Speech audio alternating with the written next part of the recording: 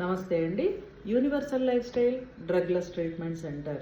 Drugless treatment centre అంటే chemical substances ఉన్న side effects ఉన్న ట్యాబ్లెట్స్ వాడకుండా న్యాచురల్ విధానంలో అన్ని రకాల హెల్త్ ప్రాబ్లమ్స్కి వైద్యం చేయబడును. ఒక మనిషిని నాశనం చేసేది ఒక మనిషి యొక్క స్థితిగతులు, అంటే ఉన్నతమైన స్థితిని కల్పించేవి కూడా ఎమోషన్సే.